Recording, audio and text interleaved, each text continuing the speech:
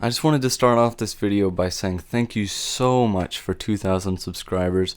You mean the world to me, and I really appreciate the support.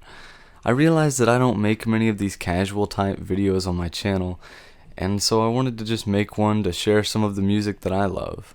Whether you're here to find some new music recommendations or to see if your favorite album made it to the list, I'm very glad that you're here. Just to get it out of the way, I guess, what I look for in albums is an incredible opener, set the mood for the album, preferably, the more grandioso the better. I also obviously look to see if it maintains throughout the album, because you don't want it to fall flat midway through. I also look for lyrics. I am an absolute sucker for lyrics. Concept albums, which kind of plays on the last one, storytelling, but I really love concept albums too. And of course, an incredible closer, whether it's to leave an upbeat impression or an introspective impression. I just want it to leave me with something to maintain, that energy of the album. But anyway, I just wanted to say that these are my opinions, and I'm sure that you will have your own, and I would love to hear them in the comments. So let's get started.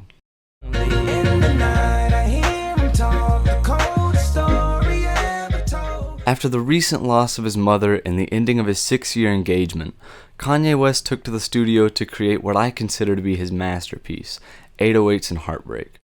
Although many people disregard this album and his discography due to it being focused more on melodies than rapping, I really think that Kanye is a top-tier melody writer.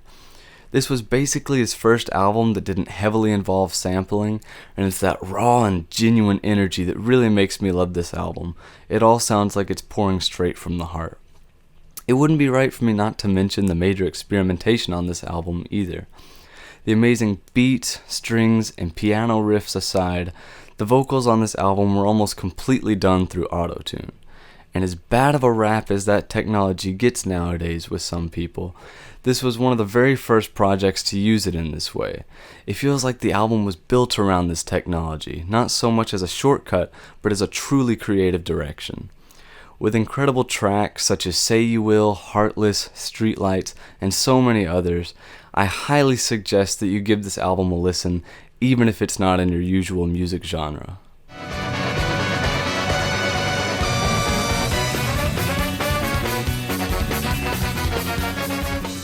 One thing you should know about me is that I'm an absolute sucker for brass, and if amazing brass arrangements is something you enjoy, I cannot recommend this band enough.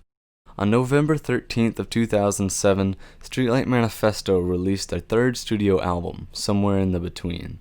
The album is filled with incredible brass arrangements, world percussion, catchy melodies, and poignant lyrics. The main singer and songwriter of Streetlight Manifesto, Tokay, is one of the greatest lyricists I've ever heard, right up there with Paul Simon and Bernie Taupin in my eyes. I know that ska punk isn't for everyone, but I've really enjoyed listening to this band, and I can't wait until the day that I can see them live. Also, if you're a big fan of album openers like I am, I highly suggest giving a listen to We Will Fall Together. The striking brass and guitar sections will blow you away. You may have also seen this album if I got the positioning right, you may have also seen this album in the background of my videos, right over there from where I'm at. It's another album by the band called The Hands That Thieve, the title track of which is one of my favorite songs ever written. So, all in all, I cannot recommend this band enough, and if nothing else, please just go read Tokay's lyrics, because they're honestly incredible.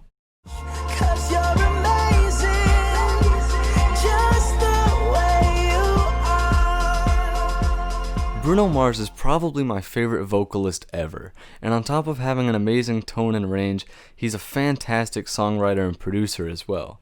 He partly got his start by being a part of the Smeezingtons, a record-producing and songwriting trio that originated in Los Angeles. Doo-Wops and Hooligans is his debut album with track hits such as Grenade, Just the Way You Are, Runaway Baby, The Lazy Song, Count on Me. Bruno Mars was frequently on the airwaves, and rightfully so. One song I think is quite underrated is the lovely piano ballad Talking to the Moon, probably my favorite song on the album. I also really wish that I could have included Unorthodox Jukebox on this list, but maybe someday I'll do a separate review of that album as well.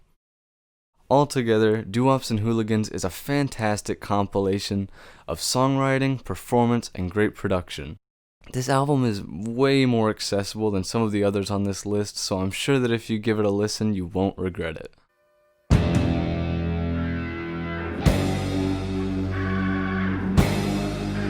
Number 7 is kicking it back to one of the best music decades, the 70s. The Wall was a project almost completely manned by Roger Waters. It's a concept album that follows and explores the life of a rock star named Pink, whose self-isolation leads to his mental downfall. The story is very well told, each song serving a distinct purpose within the album, and the music production is beautifully haunting, which perfectly matches the vibe of the lyrics being sung. I won't pinpoint a single song that I think is great on this album because I feel like it needs to be taken as a whole rather than in individual parts. But as an album, it's a masterpiece that's worthy of the respect that it receives. And please, learn from my mistakes and do not watch the 1982 film with your mother.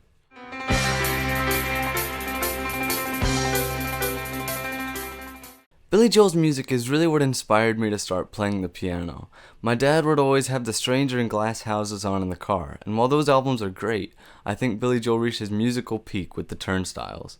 Although it's one of his shortest albums, he compacts many beautiful songs into its 36-minute length, and it doesn't hang around long enough to overstay its welcome. Every song on the album is beautifully written. My favorite is probably Summer Highland Falls, a song about Billy Joel's manic depression laid over one of the most beautiful piano riffs I've ever heard. The album was written during Billy Joel's move from California back to New York, hence tracks such as Say Goodbye to Hollywood and 3 specific tracks about New York. On that note, it may surprise you to know that New York State of Mind was never released as a single, although it remains one of his most iconic songs to date. The album could have switched out about 4 songs or more to be the album opener, and each one of them would have been top tier. So anyway, I just want to say a thank you to Billy Joel for inspiring me to pick up the piano, and I will forever be in awe of how he consistently plays that piano intro to Angry Young Man.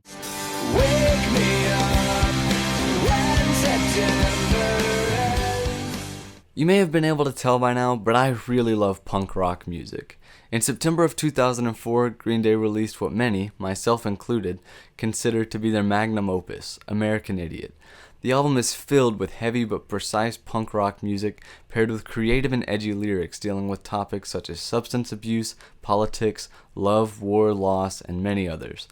Not to mention lead singer and guitarist Billie Joe Armstrong having one of the most distinct and powerful voices in music history. I especially love how the tracks on this album flow into each other. My favorite example of this is probably Give Me Novocaine and Just She's a Rebel, but all of them do this flawlessly. The album never loses momentum and finally reaches its peak at Wake Me Up When September Ends. The song was written by Billie Joe about the death of his father, the title of which being the words that he screamed to his mother when she knocked on his door the day of his father's funeral. Originally, Green Day started working on a project called Cigarettes and Valentines, but the tapes were stolen, so they scrapped the project and started working on a new one. And it's a good thing they did, because I can't imagine a more perfect album from Green Day.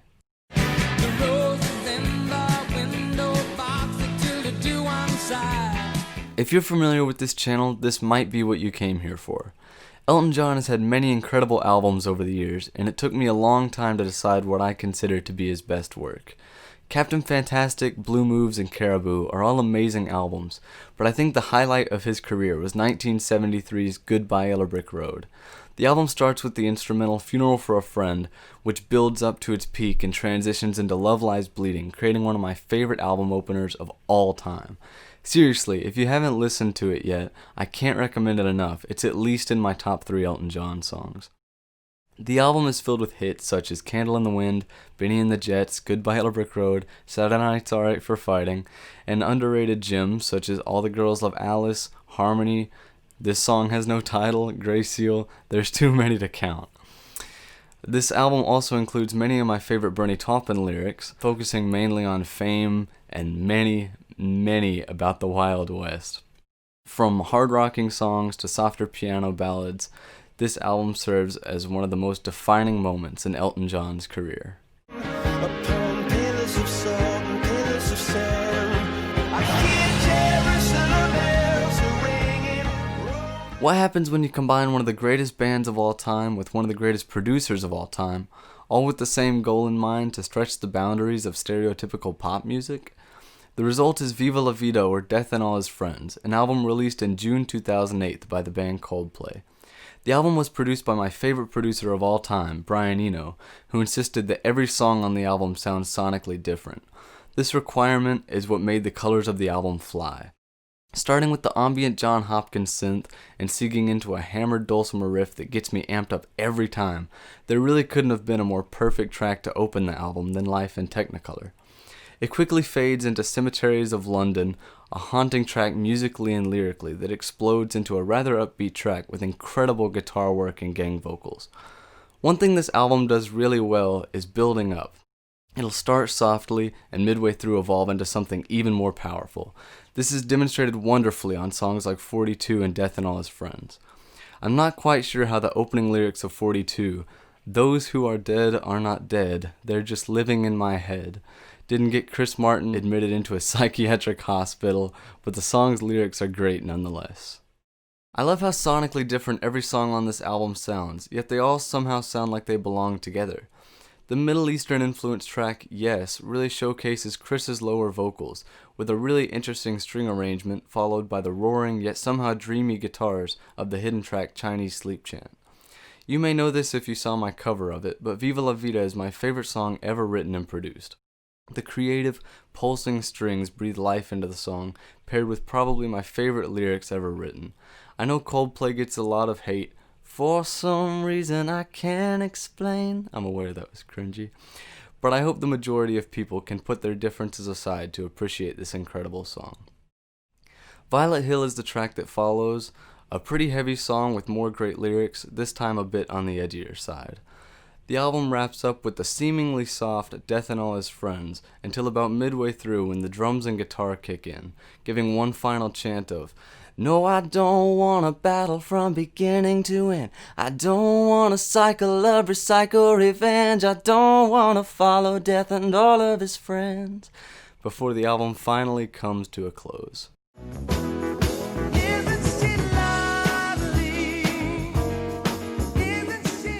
One of the best feel-good albums out there, always putting a smile on my face with Stevie Wonder's soulful vocals and arrangements. The experimentation on this album is insane, ranging from tracks like Have a Talk with God to Pastime Paradise and many more. The opening track, Love's in Need of Love Today, serves as the perfect introduction to this positive, life-loving album and is more relevant now than ever. I won't go through each and every song and why I love them so much, but I highly suggest you go listen to it yourself because it really is an amazing experience.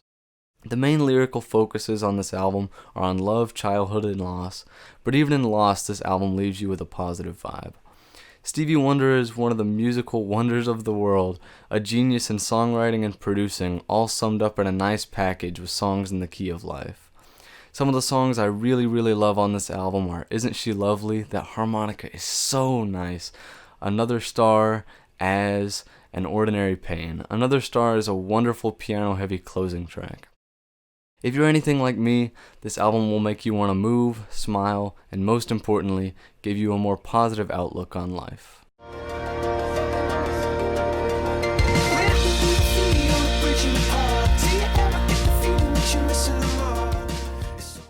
Where do I start? I know I mentioned it in a live stream before, but Milo Xylito or Milo Xyloto is my all-time favorite album for reasons I'm about to explain.